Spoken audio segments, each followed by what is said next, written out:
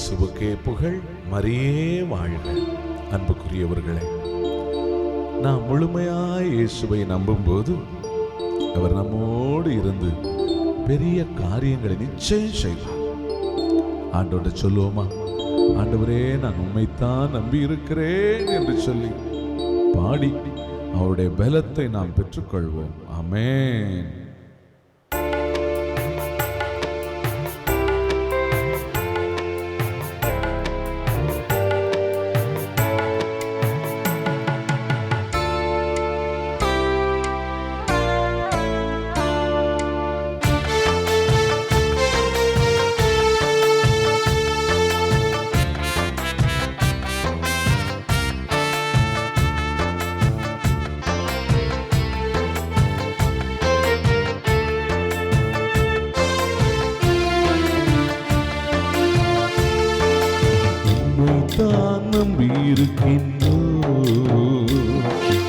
உம்மையன்றி யாரும் இல்லையப்பா,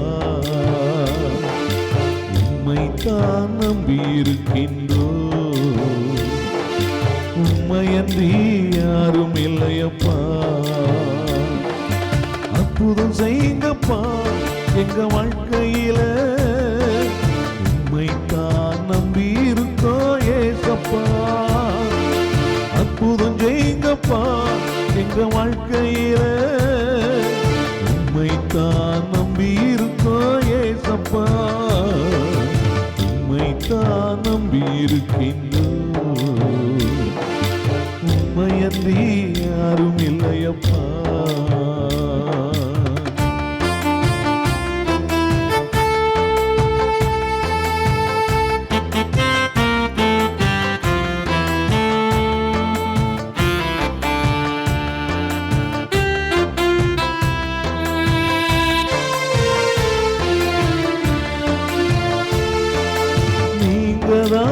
ஏதாவது செய்யணும் என்று எதிர்பார்த்து காத்து நிற்கிறோம். நீங்க தான் ஏதாவது செய்யணும் என்று எதிர்பார்த்து காத்து நிற்கிறோம். நீ சொன்ன வார்த்தையை பிடித்து கொண்டு, நீ சொன்ன வார்த்தையை பிடித்து கொண்டு உங்க முகத்தையே நோக்கி நிற்கிறோம். உங்க முகத்தையே நோக்கி நிற்கிறோம். அற்புதம் செய்யுங்கப்பா எங்க வாழ்க்கையில. உம்மைத்தான் நம்பி இருக்கோம் ஏசப்பா, அற்புதம் செய்யுங்கப்பா எங்க வாழ்க்கையில. உம்மைத்தான் நம்பி இருக்கோம் ஏசப்பா, உம்மைத்தான் நம்பி இருக்கின்றோம். உம்மையன்றி யாரும் இல்லையப்பா.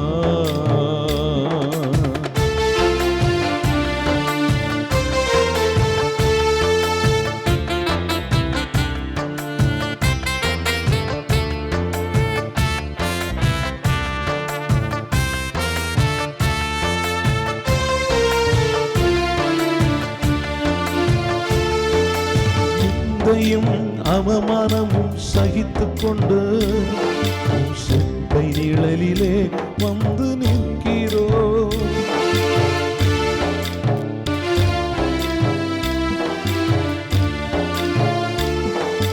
அற்புதம் செய்யுங்கப்பா எங்க வாழ்க்கையில. உம்மைத்தான் நம்பி இருக்கோம் ஏசப்பா, அற்புதம் செய்யுங்கப்பா எங்க வாழ்க்கையில. உம்மைத்தான் நம்பி இருக்கோம் ஏசப்பா, உம்மைத்தான் நம்பி இருக்கின்றோம். உம்மையன்றி யாரும் இல்லையப்பா.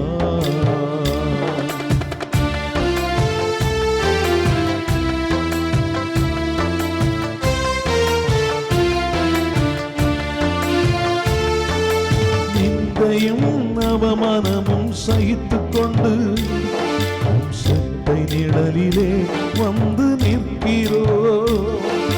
நிந்தையும் அவமானமும் சகித்துக் கொண்டு செப்பை நிழலிலே வந்து நிற்கிறோம்.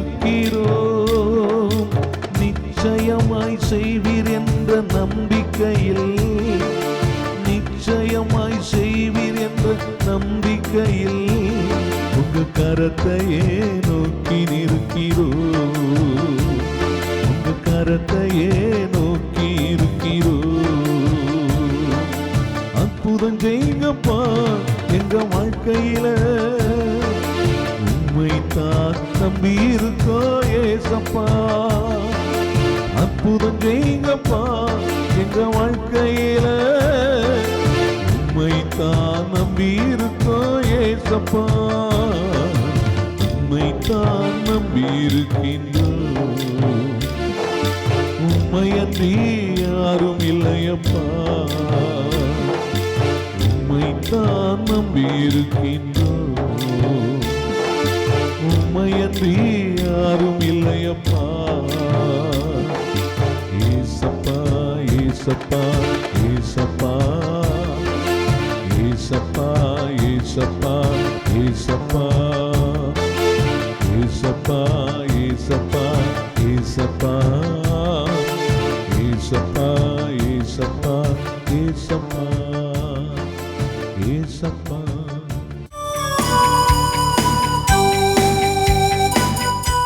இயேசுவில் அன்பிற்குரிய அருமை சகோதர சகோதரிகளே, இந்த நாளில் உங்களை சந்திப்பதிலே பெருமகிழ்ச்சி கொள்கிறேன். ஆண்டவர் இயேசு உங்களையும் உங்கள் குடும்பங்களையும் ஆசீர்வதிப்பாராக.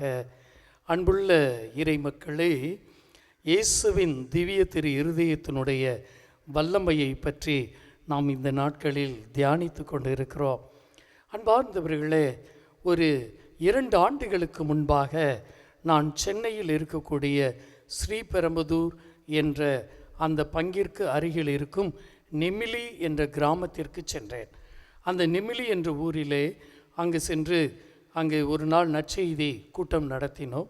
நடத்திய பிறகு அங்கு இருந்த ஒரு வீட்டிற்கு என்னை அழைத்து சென்றார்கள். அந்த வீட்டிலே என்னை அழைத்து சென்றவருடைய தந்தை ஒரு 75-77 வயது இருக்கும். அவர் உடல்நலக் குறைவினால் படுத்து கிடக்கிறார். அப்பொழுது அவரை ஜெபிக்க வேண்டும் என்று அவருக்காக அந்த நபர் அழைத்து சென்றார். நான் அங்கு சென்று இருந்தேன். அன்பு மக்களே, அந்த தந்தையின் பெயர் ஜோசப். அங்கே அவர்கள் வீட்டிற்கு சென்ற பொழுது அவர் படுத்த படுக்கையாக இருந்தார். அவர் அவ்வாறு இருக்கின்ற பொழுது அவருடைய என்ன நோய் என்று யாருக்கும் தெரியவில்லை. கேன்சராக இருக்கலாம் என்று சந்தேகம். அதற்காக டெஸ்ட்டும் கொடுத்துருக்குறாங்க.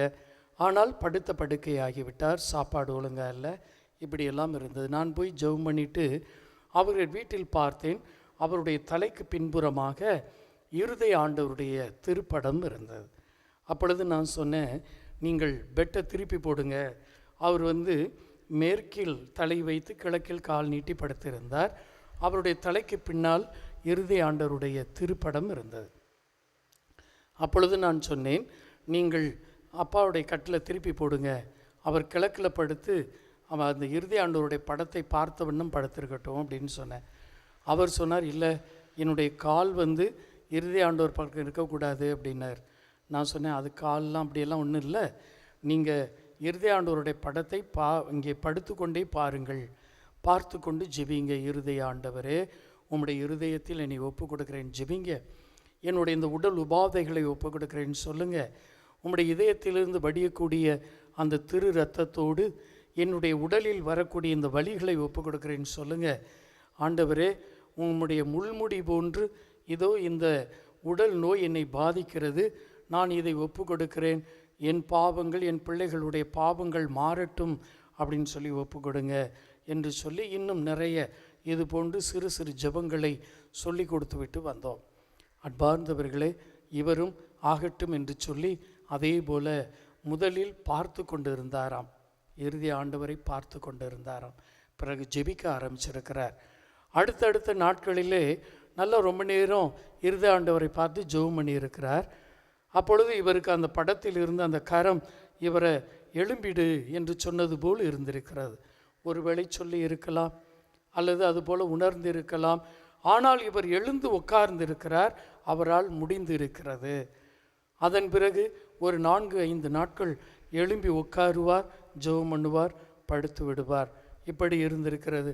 அடுத்த வாரத்திலே எழும்பி முழங்காலில் இருந்து விட்டார். படிப்படியாக ஒரே 1 மாதத்திற்குள் அந்த மனிதர் அழகாக எழுந்து தன்னுடைய வேலைகளை பணிகளை செய்ய ஆரம்பித்து விட்டார். எந்த மருத்துவமும் செய்யப்படவில்லை. கேன்சர் சந்தேகம் என்று அவர்கள் அங்கே டெஸ்ட்டுக்கு எடுத்துகிட்டு போயிருக்கிறாங்க. அதனுடைய பதிலும் வந்திருக்கிறது 15 நாள் கழித்து இவருக்கு கேன்சர் இல்லை என்று. அவர் எந்த மருந்து மாத்திரையும் அல்ல, ஆனால் இயேசுவுடைய திரு இருதய படத்தை பார்த்து ஜெபித்தது மட்டும்தான் அவருடைய மிகப்பெரிய ஒரு மருந்தாக இருந்திருக்கிறது. அன்பார்ந்தவர்களே, அந்த மனிதர் இன்றும் நல்ல முறையில் ஒரு கடை வைத்து அந்த நெமிலி என்ற ஊரிலே வாழ்ந்து கொண்டிருக்கிறார். அவர் அந்த கல்லூரி மாணவர்கள் வரக்கூடிய இடத்துல அந்த கடையில் ஒரு மிகப்பெரிய இருதய ஆண்டவர் படத்தை வச்சிருக்கிறார். அந்த திரு இருதய படத்திற்கு குடும்பங்களை ஒப்பு கொடுக்கும் ஜெபத்தை அவரே அச்சடித்து அங்கே வைத்து கொண்டு யாராவது வர்றாங்கன்னா அவங்கள்ட்ட பேசிட்டு அந்த படத்தை கொடுக்கிறார். திரு இருதய பக்தியை பரப்பி கொண்டு இருக்கிறார். அப்போ பாருங்கள், இந்த திரு இருதயம் என்பது அவரே வெளிப்படுத்திய ஒரு அருமையான காட்சி. இந்த காட்சியில் அவர் வல்லமை இருக்கிறது. அந்த அருட்சகோதரியுடைய உடல் இன்றும் அழியாமல் இருக்கிறது. இதைவிட சாட்சியம் நமக்கு இன்னும் வேண்டாம். ஆகையால் இந்த இருதய ஆண்டவரை நினைத்து பார்ப்போம். நம்முடைய நம்பிக்கையால் ஒப்பு கொடுத்து ஜெபிப்போம். ஆண்டவர் நம்மை ஆசீர்வதிக்கிறார். ஆமேன். God bless you all. மத்தேயு நற்செய்தி 8ஆம் அதிகாரத்தை நீங்கள் எடுத்து வாசிப்பீர்கள் என்றால் இந்த பகுதியை தயவு செய்து நீங்கள் எடுத்துக்கொள்ளுங்கள். Price the Lord. பாருங்க, 24வது வசனத்தை பாருங்கள். திடீரென்று கடலில் பெரும் கொந்தளிப்பு ஏற்பட்டது, படகு மேல் அலைகள் எழுந்தன, ஆனால் இயேசு தூங்கிக் கொண்டிருந்தார். இயேசு என்ன பண்ணிட்டு இருந்தாரு? சொல்லுங்க. போட்ல இயேசு போறாரு, படகுல இயேசு போறாரு. சீடர்கள் என்ன பண்ணிட்டு இருந்தாங்க? பேசிக்கிட்டு வந்திருப்பாங்க. Price the Lord. இயேசு படகுல தலைவாணி எடுத்தாரு, தூங்கிட்டார். அவர் படுத்துட்டார், டயர்டா இருந்துச்சு.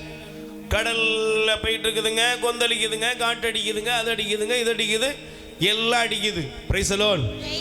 இங்க இருந்து அங்க, இங்க இருந்து அங்க எல்லாம் நடக்குது. ஆனா ஆண்டவர் என்ன செய்யறாரு? தூங்கிக்கிட்டு இருக்கிறார். சீடர்கள் என்ன செஞ்சாங்க? தூங்குனாங்களா? முழிச்சிருந்தாங்களா? பதறி போனார்கள், பதற்றம் அடைந்தார்கள். அவர்களுக்கு ஒரே ஒரு கருத்து தெரியும். என்ன தெரியுமா? இன்னும் கொஞ்ச நேரத்துல சாக போறோம். Praise the lord. அல்லேலூயா. இன்னைக்கு நீங்க நல்லா கவனிச்சு பாருங்களேன். உறக்கத்திலும் கூட, தூக்கத்திலும் கூட, படுத்திருக்கும் போது நீங்க பைபிள்ல அழகா இருக்குது. நான் என் படுக்கை எப்படி இருக்கு தெரியுமா? வாசிங்க. இங்க இருக்கிற உங்களுக்கு ஆண்டவர் இந்த நாளிலே இந்த வார்த்தைகளை காண்பிக்கிறார். Price the Lord.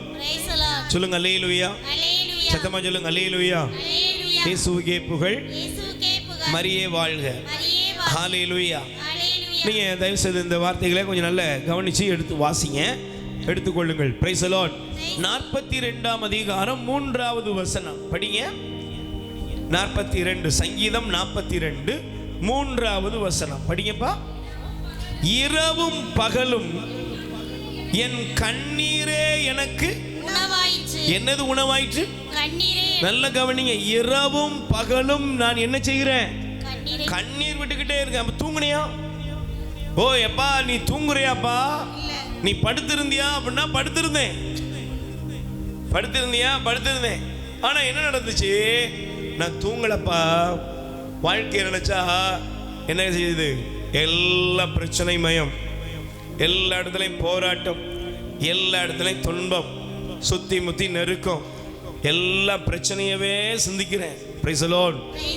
அவர் சொல்றாரு, என் கண்ணீரே எனக்கு உணவாயிற்று. கண்ணீரே என்னவாயிற்று? உணவாயிற்று. உன் கடவுள் எங்கே என்று பிரைஸ் தி லார்ட். சொல்லுங்க அல்லேலூயா. நல்ல கைகளை வேறு சொல்லுங்க அல்லேலூயா. Price the Lord. நீங்க பாருங்க, ஒருவேளை உங்க வாழ்க்கையில இதே போல நீங்கள் ஒருவேளை கண்ணீரின் மத்தியில வந்திருக்கலாம், துக்கத்தின் மத்தியில வந்திருக்கலாம், அழுகையும் புலம்பலுமாய் நீங்கள் அழுது புலம்பி ஒருவேளை ஆண்டவரே என் படுக்கை எல்லாம், என்னுடைய கண்கள் எல்லாம். அதனாலதான் பாருங்க, சங்கீதம் 6ஆம் அதிகாரத்தை எடுத்து பாருங்க. இந்த வார்த்தையில அவர் எழுதுகிறார் பாருங்களேன். 8வது படிப்பா. பெருமூச்சினால் நான் இளைத்து போனேன், ஒவ்வொரு இரவும் கண்ணீரில் என் படுக்கை, என் கட்டில் அழுகையால், துயரத்தால் என் கண் வீங்கி போயிற்று. என் பகைவர் அனைவரின் காரணமாக அது மங்கி போயிற்று. Price the Lord. என்னவாயிட்டு? என் பிரச்சனை என் முன்னால இருக்குது.